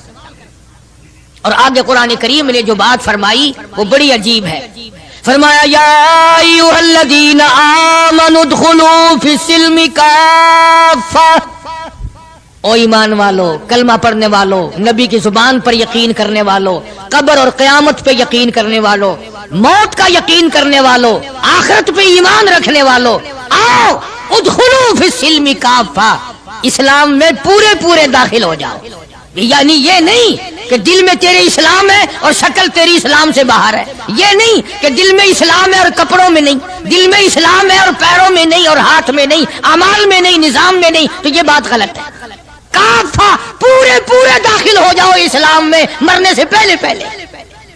یہ نہیں ہے کہ دل میں تو محبت رکھو حضور کریم صلی اللہ علیہ وسلم کی اور تعلق، اور ویسے رکھو جی انگریز بہت اچھے ہیں جی، کیا کہنا انگریزوں کا، یہودی بہت اچھے ہیں، بہت اچھے ہیں، دنیا میں بڑے ترقی یافتہ ہیں، جی یہودیوں کی ریس کون کر سکتا ہے؟ خدا اس بات سے ناراض ہے، فرمایا ارے یہودی کیا کریں گے، سینکڑوں ہزاروں یہودی مل کر، کروڑوں یہودی مل کر نعوذ باللہ میرے بلال کی پیر کی اڑی ہوئی خاک کا مقابلہ نہیں کر سکتے۔ رہی بات دیانت و امانت کی کہ صاحب انگریز بڑی دیانت سے کام لیتے ہیں، تو یہ تو ہماری غلطی ہے، اسلام کی غلطی تھوڑی ہے، یہ اسلام نے تھوڑی سکھایا ہے کہ منہ میں اللہ اللہ کرو اور دل میں کچھ اور بسا کر کے رکھو، یہ بات تو قرآن نے نہیں سکھائی۔ فرمایا ادخلوا فی السلم کافہ، اسلام میں پورے آ جاؤ، سر سے لے کر پیروں تک اسلام کو نافذ کرو، اپنے گھروں کو مسلمان والا گھر بناؤ، اپنے کاروباری ادارے کو، دکان کو اسلام والی بناؤ، یہ نہیں کہ بازار اور چیز ہے، قرآن اور چیز ہے۔ یہ بات اجازت نہیں دیتا اسلام کہ مسجد میں آ کر کے نماز پڑھنا، اللہ اللہ کرنا اور دکان پہ بیٹھ کے ٹھگی مارنا، فریب کرنا، جھوٹ بولنا، قطعی اجازت نہیں دیتا اسلام۔ ہر میدان کے لیے اسلام پکڑتا ہے، اس کی غلامی کرتے ہوئے چلنا پڑے گا، اگر اس کی غلامی نہ ہوئی تو بات بگڑے گی، اور یعنی اصل تو یہی بگڑے گی، یعنی بگڑے گی تو آگے جا کر کے بگڑے گی، اور ہزاروں کی بگڑتی دیکھی، دنیا ہی میں ہزاروں کی بگڑتی دیکھی۔ اس لیے مجذوب نے بڑا بر وقت ٹوکا، اور مجذوب بڑا جھنجھوڑتا ہے، کہتا کہ تجھے کیا معلوم ہے، یہ تو آخری وقت میں جا کر کے پتہ چلے گا کمائی کیا کرتا رہا۔ فرمایا دو دل کی زندگی پہ نہ اتنا اچھل کے چل، دو دل کی زندگی پہ نہ اتنا اچھل کے چل، یہ راستہ ہی چل چلاؤ کا ہے، ذرا سنبھل کے چل۔ جوانی سب پہ آئی ہے، ہر ایک نے جوانی کو گزار دیا۔ نوجوانوں فخر نہ کرو، آج اگر تم مسجد میں نہیں آتے تو تمہارا کیا خیال ہے، تم نہیں آتے بلکہ وہ رب العالمین تمہیں اپنے دروازے پہ آنے نہیں دیتا، تم اس قابل نہیں کہ خدا کے دربار میں آ کے سر جھکاؤ۔ ساری چیزیں ہم محمد عربی صلی اللہ علیہ وسلم کی جتنی ہیں، خاندان سے بھی پیار کرنا پڑے گا اور آپ کے در و دیوار سے بھی اور ہر چیز سے محبت کرنی پڑے گی۔ اکابر کا یہی طریقہ رہا ہے۔ شیخ العربی والعجم حضرت مولانا سید حسین احمد صاحب مدنی رحمت اللہ علیہ دیوبند شہر میں اپنے آستانے پہ بیٹھے ہیں۔ بمبئی کا ایک سیٹھ آدمی مرید ہونے کے لیے آیا سفر کر کے اور سلام کر کے واپس ہونے لگا، تو کسی نے، یہ حضرت نے پوچھ لیا بھی کیا بات ہے؟ کہا جی میں بمبئی سے مولانا مدنی کا مرید ہونے کے لیے آیا تھا۔ انہوں نے کہا پھر؟ کہ میرا تو دل بگڑ گیا۔ اس نے کہا کیوں؟ کہ اس لیے کہ مولوی صاحب کی گود میں بلی بیٹھی ہے، بلی سے کھیل رہے ہیں مولوی صاحب، کبھی اس کو پیار کرتے ہیں، کبھی اس کو ادھر بٹھاتے ہیں، کبھی اس کو کھلاتے ہیں، کبھی کھلاتے ہیں۔ یہ چھتر ہے جو بلیوں سے کھیل رہا ہے، بلیوں میں لگا ہوا ہے۔ تعریف سنی تھی۔ اللہ اکبر۔ شیخ مدنی رحمت اللہ علیہ نے فرمایا تجھے یہ معلوم ہونا چاہیے میں اس سال یہ بلی بھی مدینے سے لایا ہوں، میں اس لیے اس سے محبت کرتا ہوں، میں اس کو وہیں سے لایا ہوں اور اس کے پیر مسجد نبوی میں لگے ہوئے ہیں۔ تو ہر آدمی ان چیزوں کو کے اندر غور نہیں کر سکتا، نہ سمجھ سکتا ہے۔ اسی طرح سے خدا کے قرآن سے بڑا پیار ہونا چاہیے کہ یہ اللہ کا کلام ہے اور محمد عربی صلی اللہ علیہ وسلم کا ساری زندگی کا تلاوت کردہ کلام ہے۔ میں بات کر رہا تھا صحابہ کرام کی کہ اللہ پاک نے ان کو اتنی عظمتیں عطا فرمائی کہ یہ نبی کے ساتھ ہو کر کے بھوکے رہے، پیاسے رہے، تنگ دستیاں اٹھائیں، فاقہ مستی گزاری، پریشانیاں جھیلی، لیکن ایک دن بھی اپنے نبی کو شکوے کا موقع نہیں دیا۔ آج کون ایسا کر سکتا ہے؟ کس کی مجال ہے کہ ان لوگوں کی ریس کرے؟ یوں لکھا ہے کتابوں میں کہ ایک آدمی کے گھر بکرے کی سری آئی، کسی نے ہدیہ بھیجا دوست نے، انہوں نے کہا بھائی ہم نے تو شام بھی روٹی کھائی پکائی تھی، اس برابر والے گھر میں کل سے دھواں نہیں نکلا، ان کے یہاں پہنچا دو۔ انہوں نے ان کے یہاں پہنچا دی برابر والے گھر میں۔ برابر والے کہتے ہیں ہم نے تو کل صبح کھائی تھی، ہم تو کل صبح کے کھائے ہوئے ہی ہیں، 2 وقت کے فاقہ گزرا، اس برابر والے گھر میں پرسوں سے دھواں نہیں نکلا۔ وہ بکرے کی سری اس گھر میں پہنچا دی، حتیٰ کہ یہ بکری کی سری چلتی چلتی 7 گھروں میں پھر گئی، اور ہے سارے ضرورت مند، حاجت مند سارے ہیں، لیکن نبی کریم صلی اللہ علیہ وسلم کے فرمان پہ عمل کرنے والے اتنے زیادہ ہیں کہ اپنے پیٹ کو، اپنے تن کو پیچھے کرتے ہیں اور برابر والے کے آگے آگے کرتے ہیں۔ وہ سری بکری کی گھومتی گھومتی پھر اس پہلے گھر میں ہی آ گئی۔ ارے اس سے بڑھ کر ان لوگوں کی مثال کون قائم کرے گا کہ جنگ میں ایک صحابی زخمی ہے اور بڑا زیادہ زخم کھائے ہوئے پڑا ہے، اور کسی کے ہاتھ اطلاع بھیجی کہ میرے بھائی کو کہنا اگر میری زندگی تک آ سکے جلدی مجھے 2 گھونٹ پانی کا پلا جائے، بڑی سخت پیاس لگی ہے۔ اطلاع ملنے پر وہ پانی لے کے دوڑا، اور یہ پیاسا ہے، آخری وقت ہے، پانی کے لیے پانی پیالے میں ڈالا۔ برابر میں بھی ایک اور آدمی زخمی پڑا تھا، صحابی ہے حضور کریم صلی اللہ علیہ وسلم کا، اس نے بھی آواز دے دی بھئی اپنا بھی آخری وقت ہے بھائی، اگر 2 گھونٹ زیادہ ہو تو ہمیں بھی دے دینا، ہم بھی اپنا حلق گیلا کر لیں گے۔ وہ پہلے والا کہتا ہے جس نے منگوایا تھا، انہوں نے کہا میرا اللہ مالک ہے، پہلے اس کو پلا، میرا اللہ مالک ہے، پہلے اس کو پلا۔ جب اس کے پاس گیا تو تیسرے نے آواز دے دی بھئی 2-4 قطرے بقایا ہو تو ہمیں بھی دے دینا بھائی۔ اس نے دوسرے کی طرف اشارہ کر دیا کہ پہلے اس کو پلا، تیسرے کی طرف گیا تو چوتھے نے آواز دے دی، اور جب چوتھے تک پہنچا وہ اللہ کے یہاں جا چکا تھا۔ خدا کی قسم یہ واقعات بنائے کسی نے نہیں، ارے محبت تو اس کو کہتے ہیں۔ چاروں کے چاروں حوض کوثر پہ تو پہنچ گئے مگر پانی کسی نے نہ پیا۔ کون ان لوگوں کی ریس کرے گا؟ کر ہی نہیں سکتا۔ نگاہ نبوت نے ان کو خدا جانے کہاں پہنچا دیا تھا۔ آج میرے تیرے دل میں یہ کس طرح سے برتری آئے دوسرے کی، ہمارے ہاتھ لگ جائے ایک مرتبہ کچھ پھر دیکھو تماشا۔ جب تک نہ ہاتھ لگے، تم بھی حاجی ہو میں بھی غازی ہوں، اس وقت تک سارے مسئلے بھی کرتے ہیں، اور ہاتھ لگ جائے پھر دیکھو کتنی گڑبڑ کرتے ہیں۔ اس لیے میں عرض کر رہا تھا کہ یہ لوگ سارے جہان میں نرالے ہیں، ممتاز شان ہے صحابہ کرام رضوان اللہ تعالی علیہ مجمعین کی جماعت کی، جن کو تعلیم نبی نے دی ہو، جن کی تربیت نبی کریم صلی اللہ علیہ وسلم نے کی ہو، اور جن کا پیر امام الانبیاء ہو، جن کا پیر کالی کملی والا ہو، جن کے بچوں کے حلقوں میں تحنیک یعنی گھٹی حضور کریم صلی اللہ علیہ وسلم نے دی ہو، اور جن کے گھروں میں حضور خود تشریف لاتے ہوں۔ کیا کہنا ان لوگوں کا؟ سیدہ ام ہانی رضی اللہ تعالی عنہا، یہ بیت اللہ شریف میں جدھر اذان ہوتی ہے پیچھے کر کے جگہ نا جہاں زیادہ بیٹھ کر لوگ قرآن کریم پڑھتے ہیں، یہ مکان ہے سیدہ ام ہانی رضی اللہ تعالیٰ عنہا کا. حضور کریم صلی اللہ علیہ وسلم یہاں دوپہر کے وقت آرام فرمایا کرتے تھے. تو گرمی تھی, پکھا بھی جلتی, اور جہاں پسینے کا قطرہ دیکھتی انگلی سے لے کر اپنی شیشی میں بند کر لیتی. صحابہ کی جماعت وہ نرالی جماعت ہے جنہوں نے نبی کے پسینے کی بھی حفاظت کی ہے. تو سیدہ ام ہانی میرے آقا محمد عربی صلی اللہ علیہ وسلم کے پسینے مبارک کو عطر کی جگہ استعمال کرتی تھی.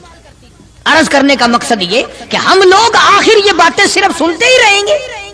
کب اپنی شکل بدلو گے, کب اپنا لباس بدلو گے, کب اپنے گھر کا حال بدلو گے؟ اور بگڑتا جا رہا ہے, دن بہ دن اور بگڑتا جا رہا ہے.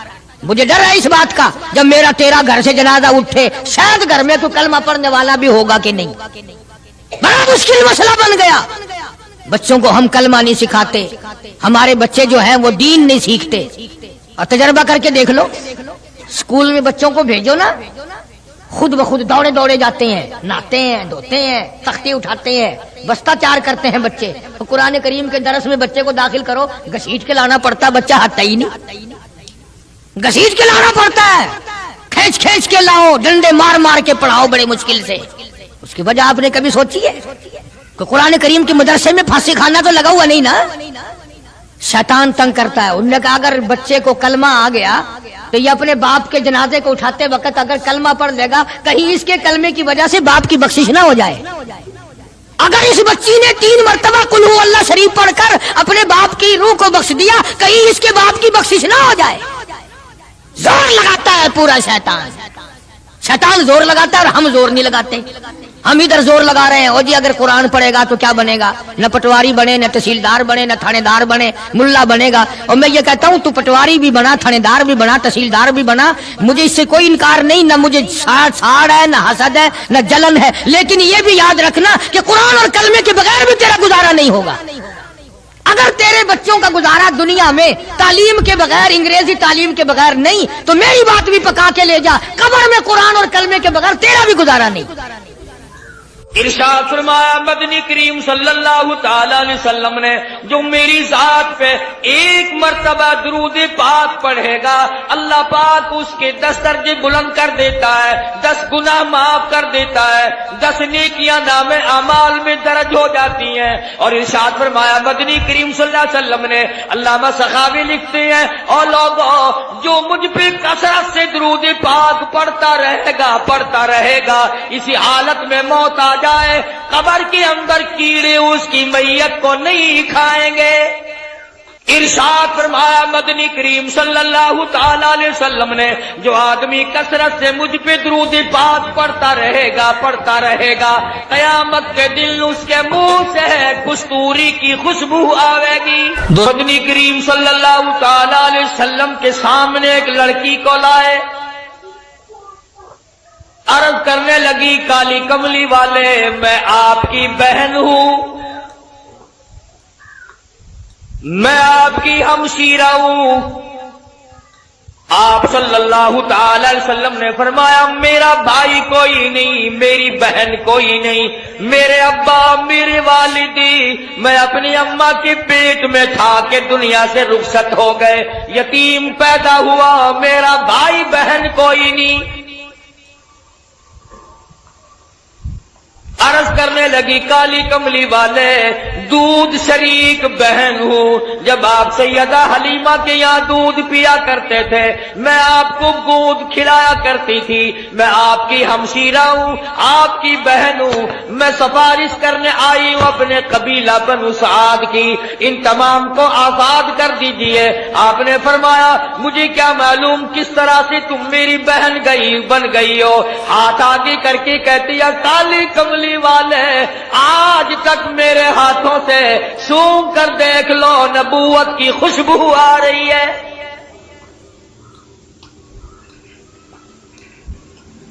میں گود میں کھلایا کرتی تھی, میں آپ کو سنبھالا کرتی تھی, آج تک میرے ہاتھوں سے نبوت کی خوشبو آتی جاتی ہے. اور ایک اور نشانی آپ کو دکھا دوں, اس میں نشان موجود ہے. آپ میری گود میں تھے, بڑی تھوڑی سی عمر تھی, میں نے شرک کی بات کوئی زبان سے نکالی, آپ نے میرے کندھے میں چک مار دیا.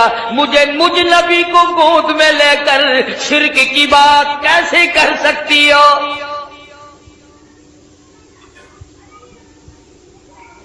مدنی کریم صلی اللہ تعالی علیہ وسلم نے سفارش کو منظور فرما کر بنو سعد کے عورت مردوں کو آزاد کر دیا۔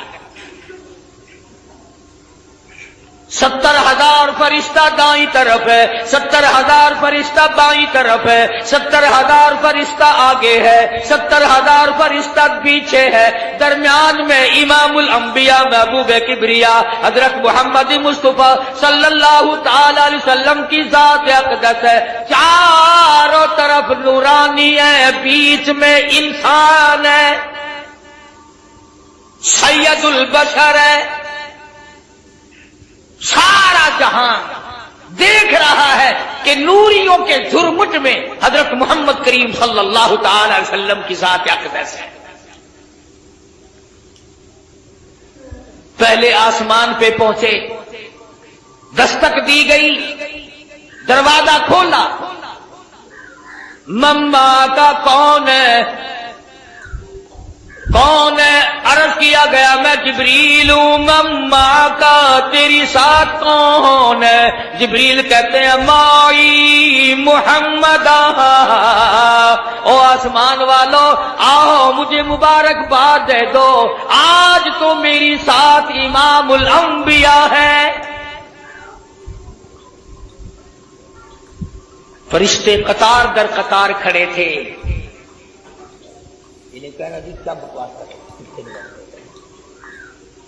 میں عرض کر رہا تھا کہ حضرت محمد الرسول اللہ صلی اللہ تعالی علیہ وسلم کی ذات فرشتوں کے جھرمٹ میں، نورانیوں کے جھرمٹ میں، حور و غلمان کے تبسم اور مسکراہٹوں میں سامنے پہلے آسمان پر تشریف لے گئے۔ سارے فرشتے استقبال میں کھڑے ہیں، دیدار کے لیے مشتاق ہیں۔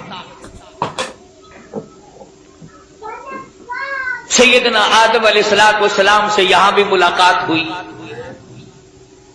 فرمایا یا مرحبا یا ابن صالح، او میرے بیٹے مبارک ہو، میں بھی تجھ پر فخر کرتا ہوں کہ میری اولاد میں سے اللہ پاک نے آپ کو پیدا فرمایا صلی اللہ علیہ وسلم۔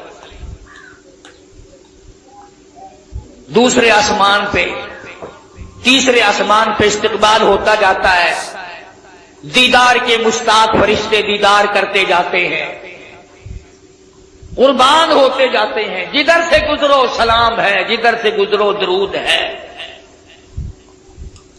فرشتے درود پڑھتے ہیں، سلام پڑھتے ہیں، ان اللہ، تحقیق میں خدا، میں پروردگار، و ملائکہ اور میرے فرشتے، یصلون علی النبی، مدنی کریم صلی اللہ علیہ وسلم کی ذات پہ درود پاک پڑھتے ہیں۔ یا ایھا الذین آمنوا، او ایمان والو تم بھی درود و سلام پڑھا کرو۔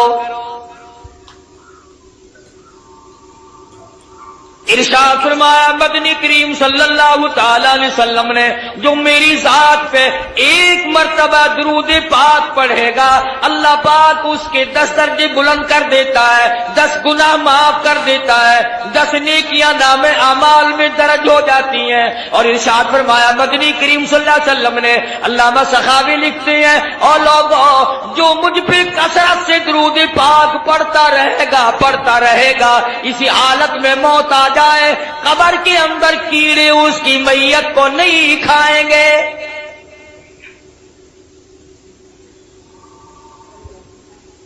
ارشاد فرمایا مدنی کریم صلی اللہ تعالی علیہ وسلم نے، جو آدمی کثرت سے مجھ پہ درود پاک پڑھتا رہے گا، قیامت کے دن اس کے منہ سے کستوری کی خوشبو آئے گی۔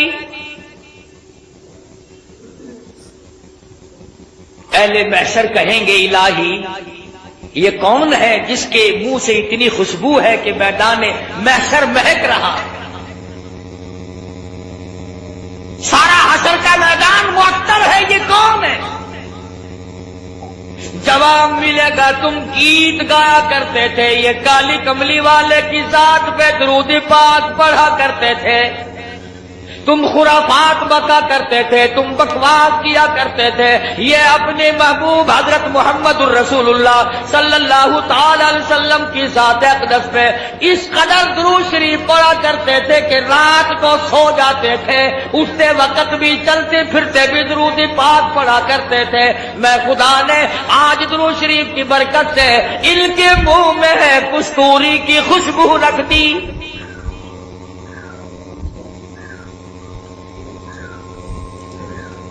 اور اس سے بڑھ کر کتنی بڑی بات ہے، علماء نے لکھا ہے کہ قیامت کے دن حضور صلی اللہ علیہ وسلم نے فرمایا کہ اس پیاس والے دن میں 50,000 سال کے پیاس والے دن میں خود ان لوگوں کو تلاش کرنے آؤں گا اور ہاتھ پکڑ کر حوض کوثر پہ لے جاؤں گا اور رحمت والے ہاتھوں سے پانی پلاؤں گا۔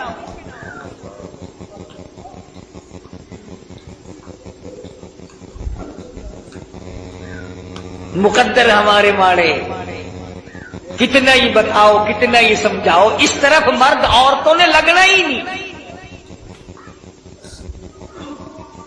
بچوں سے بکواس کرتے سو جائیں گے، کاروباری باتیں کرتے کرتے یوں منہ پھاڑ کر سو جائیں گے، یوں ہی سو جاتے ہیں اور یوں ہی ہم لوگ مر جاتے ہیں۔ کیا کمال تھا ان حضرات کا! سیدنا امیر معاویہ رضی اللہ تعالیٰ عنہ جیسا جلیل القدر صحابی، سیدہ ام حبیبہ رضی اللہ تعالیٰ عنہ کا سگا بھائی ابو سفیان کا لگتے جگر،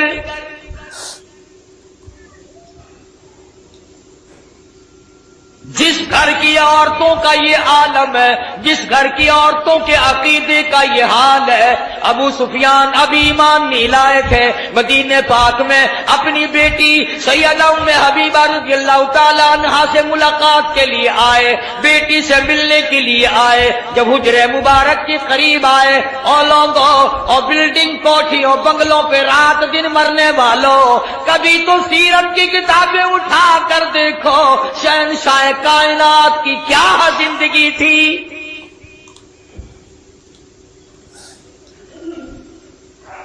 دروازے پہ ابو سفیان کو باپ کو دیکھا ہے، دوڑ کر وہ بستر لپیٹ کے رکھ دیا جس بستر پہ امام الانبیاء محبوب کبریا حضرت محمد مصطفیٰ صلی اللہ تعالی علیہ وسلم آرام فرمایا کرتے تھے۔ ابو سفیان نے دیکھ لیا، کہنے لگا بیٹی بے ادب ہو گئی ہو، گستاخ بن گئی ہو، ابا نہیں، لوگ اپنے ابا کے لیے بستر بچھایا کرتے ہیں، تم نے لپیٹ کے رکھ دیا۔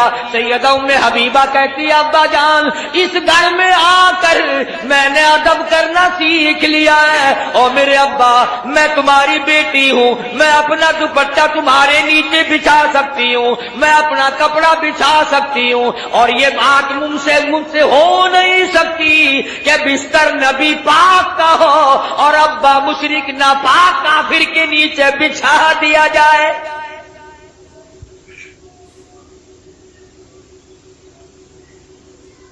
جس گھر کی عورتوں کا یہ عقیدہ ہو، مردوں کا کیا حال ہوگا؟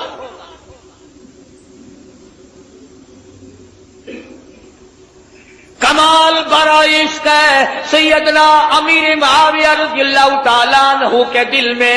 فرماتے او لوگو وہ سونے کی ڈبیا لے آؤ جس میں میں نے مدنی کریم صلی اللہ علیہ وسلم کے منہ مبارک ناخون مبارک رکھے ہوئے ہیں، اور لوگو جب میری غسل سے فارغ ہو جاؤ، جب میری کفن سے فارغ ہو جاؤ، یہ میرے آقا کی ناخون میری آنکھوں پہ رکھ دینا۔ صحابہ کا عقیدہ دیکھو، صحابہ کا ایمان دیکھو۔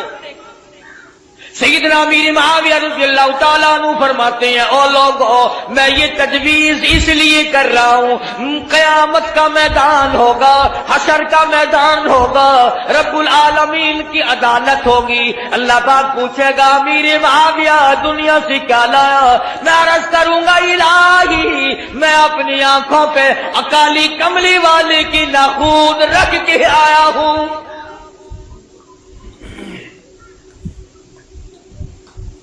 اور ہمارے علماء دیوبند کے عقیدے کے بارے میں کئی لوگ شک ڈال دیا کرتے ہیں، او میاں تو کو پتہ نہیں یہ اتو اتو منیندل وچو نہیں منیندے اندازہ لا اسا ایڈے کملے تھی گئے ہیں اپنے بچ نہ کو بڑھن دینے انہوں نے ساڑھے بچ وڑ کے بھی دیکھ لیا کون ہے جو ہمارے اندر بڑھ سکتا ہے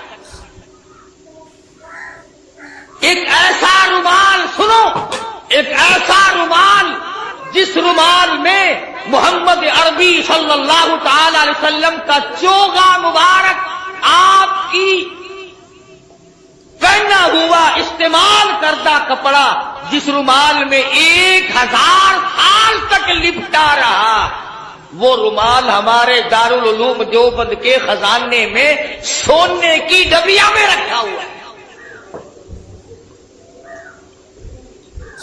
یعنی حضور کے کپڑے کی تو برکت جو تھی سو تھی جو حضور کے کپڑے کو کپڑا لگ گیا ہم تو اس کا بھی اکرام کرتے ہیں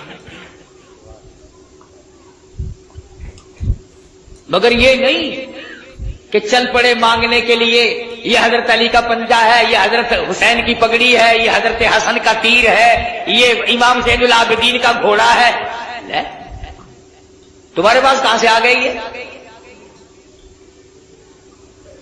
جھوٹ کے پیچھے لگتے ہو بکواس کے پیچھے لگتے ہو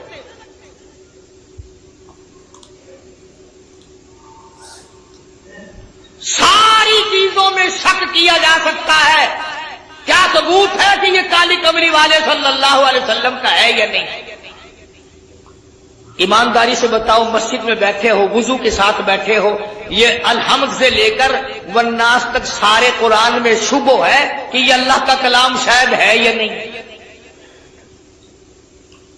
اللہ پاک نے نازل فرمایا جبریل امین لے کر آئے مدنی کریم صلی اللہ علیہ وسلم پہ نازل ہوا حضور صلی اللہ علیہ وسلم نے 23 برس تک رات دن اس قرآن پاک کی تلاوت کی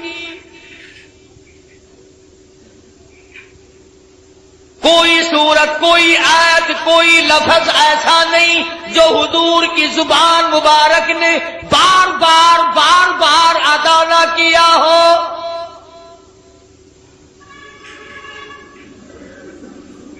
فرض نمازوں میں حضور نے یہی قرآن پڑھا تہجد کی نمازوں میں پڑھا اوابین کی نمازوں میں پڑھا بیٹھ کے تلاوت فرمائی کھڑے ہو کر تلاوت فرمائی رات کو تلاوت فرمائی دن کو تلاوت فرمائی امن ہوا قانت آناء اللیل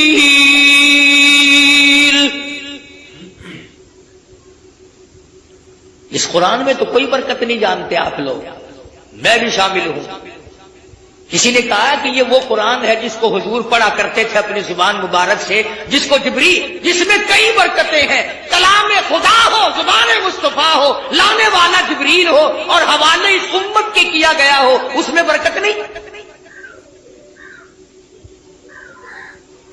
اگر کوئی یوں ایک جھنڈا لے کے چل پڑتا ہے ڈھول بجاتا ہوا وہ جھنڈا برکت والا بن جاتا ہے اور یہ خدا کا قرآن کوئی برکت والا نہیں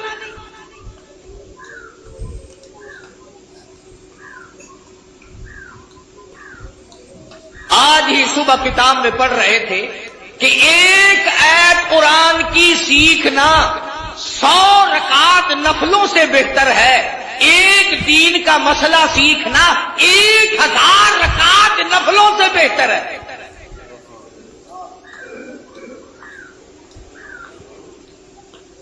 اب میں آپ کو کس طرح سمجھاؤں یہ جو دنیا دار لوگ ہیں سائیکلوں پہ سکوٹروں پہ کام کرتے کرتے گنگناتے ہیں نا اپنی آواز ملاتے ہیں کنڈریوں کی آواز کے ساتھ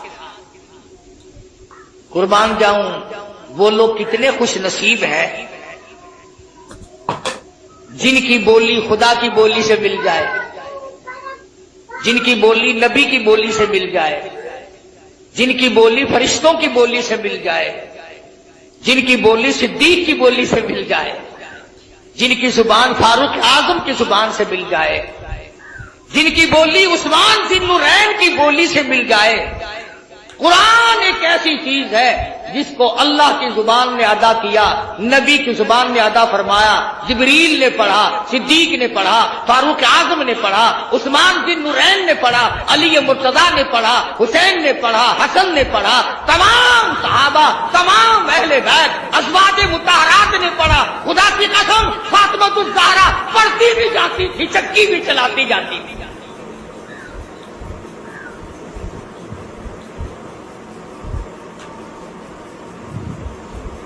سیدہ رقیہ رضی اللہ تعالیٰ عنہا کی بولی سے اگر بولی ملانی ہو قرآن پڑھو، سیدہ زینب رضی اللہ تعالیٰ عنہا کی بولی سے بولی ملانی ہو قرآن کریم پڑھو، سیدہ خدیجہ، سیدہ عائشہ صدیقہ، سیدہ حفصہ، ام حبیبہ، ام سلمہ، سیدہ میمونہ جویریہ، تمام ازواج مطہرات، نبی کی 6 پھوپھیوں کی 7 بولی ملانی ہو تو قرآن پڑھو۔ 1,29,000 صحابہ سے اگر بولی ملانی ہو تو قرآن پڑھو۔ علامہ سید عبد القادر جیلانی سے اپنی بولی ملانی ہو تو قرآن پڑھو۔ اس پر اعتقاد نہیں جمتا۔ یہ بات میں نے اس لیے ذرا لمبی کی، اگلی بات سمجھانا چاہتا ہوں۔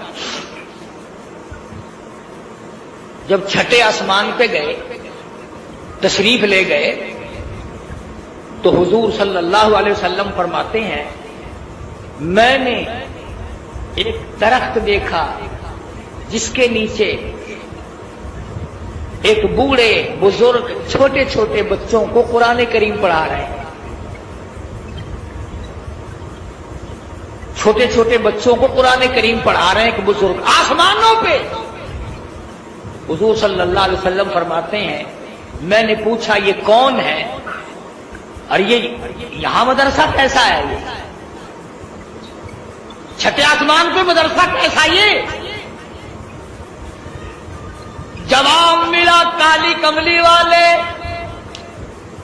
بعض بچے نے ایک سپارہ پڑھا موت آ گئی،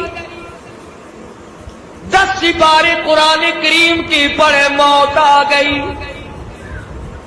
20 سپارے قرآن کریم کی پڑھے موت آ گئی،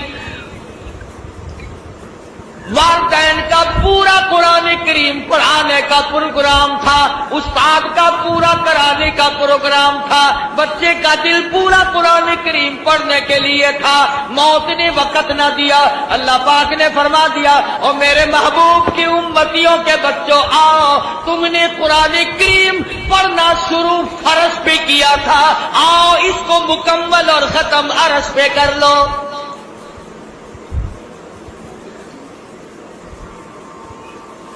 وہاں قرآن کریم ان کا مکمل کرایا جا رہا ہے، اور جواب ملا کہ یہ حضرت ابراہیم علیہ السلام ہے جو ان کو قرآن کریم پڑھا ہے۔ کتنے خوش نصیب ہیں وہ لوگ جن کے بچے آسمانوں میں قرآن کریم پڑھ رہے ہوں گے۔ خدا کی قسم ان کی خبریں کیسے ٹھنڈی نہ ہو جائے۔ سدرۃ المنتہا پہ 7ویں آسمان پہ پہنچ گئے، جبریل امین کو دیکھا کہ وہ ٹھہرتے ہیں، ساتھ نہیں چلتے، فرمایا آؤ نا آگے چلو میری ساتھ آؤ۔ عرض کیا میری کیا مجال ہے میں آگے بڑھوں، میری سرحد آ گئی، آپ کی سرحد شروع ہے، میرا بارڈر ختم ہے، آپ کا شروع ہے، میری امیدیں آپ